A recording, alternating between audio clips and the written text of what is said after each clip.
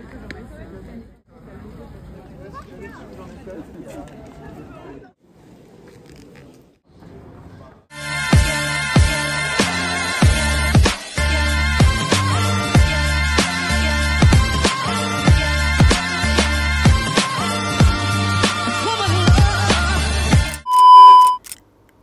mga kahermana kahermano, another day, another vlog. Ito po ay Arc de Triomphe.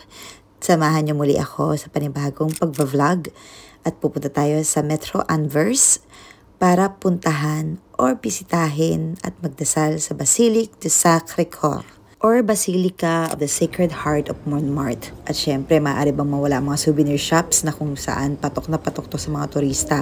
Makakabili kayo ng mga keychains na Eiffel Tower, makakabili kayo ng mga damit na may tatak ng mga iba't ibang historical spots dito sa France at mga sabon na iba't ibang mga scents at ganun din mga bag, sombrero, at kung ano-ano pang mga bagay na pwedeng pagkakitaan. Katulad nitong Amorino, isa tong gelato, mga ice cream, and meron din tabak. Tabak, ibig sabihin, bilihan ng mga sigarilyo at kung ano-ano pa. Marami talaga kaliwat kanan ang mga shops dito. May mga restaurants din na kung saan magugustuhan nyo. May mga French restaurant, Italian restaurant, at iba pa. Paalala lang, mag-iingat po kayo kasi marami pong mga pickpockets dito. And marami ding mga nagkalat na mga scammer. Makikita nyo yan sa iba't ibang video na nagkalat dito sa YouTube, diba? At yan, makikita nyo ang napakagandang Basilica du Sacred Heart of Montmartre. Basilique du Sacré-Cœur de Montmartre. Yan ang tawag sa French. Pasensya na kayo kung hindi ko masyado nabigkas sa maganda, pero yan po yun. Napakaganda. So, para makaakyat po tayo doon sa Basilica, kung mapapansin nyo ay napakataas, sasakay po kayo ng funicular. Ibig sabihin po, yan ang parang metro ba, paakyat. So, sa funicular, yan. Parang funicular yata sa English. So, how do I get to funicular to Montmartre? Use a metro ticket din para sa pagpasok, para makakit kayo sa Sacré-Cœur. Yung normal ticket na binibili sa metro, ganun din po. At para siyang cable car, yan yung sasakyan nyo. So, ibig sabihin ng komple, kung napansin nyo kanina, ibig sabihin puno na yun. So, pag komple, hindi na kayo pwedeng pumasok. Hihintayin nyo makalabas yung mga tao bago kayo papasukin. At ito na nga, paakyat na. At makikita nyo, kung maganda to kung umaga, makikita nyo yung panoramic ng Paris. At ito, lumabas na kami. Mga turista dito. Ang daming turista kahit gabi na, kahit late at night na talagang pupunta sila. Makikita nyo yung mga ilaw ng Paris. Sayang at hindi nyo matatanaw dito ang Eiffel Tower. Pero maya-maya lang, merong spot dito na kung saan makikita nyo yung Eiffel Tower. Kitang-kita natin ang kagandahan ng Sacré-Cœur, lalo na pagpasok sa loob. Maya-maya may maririnig kayo mga music. Meron kasi mga entertainer dyan, like mga singer, na nagpe-perform po sa may hagdan, paakyat sa may Sacré-Cœur. Marami dyang mga iba't ibang mga entertainer na nagpapakitang gilas para sila ay magustuhan ng mga tao. At syempre, mabibigyan nyo sila ng konting blessing ba? Maaaring drinks o maaaring pera ang bibigyan sa kanila. Depende sa kung ano yung gusto nyo ma-share na blessings.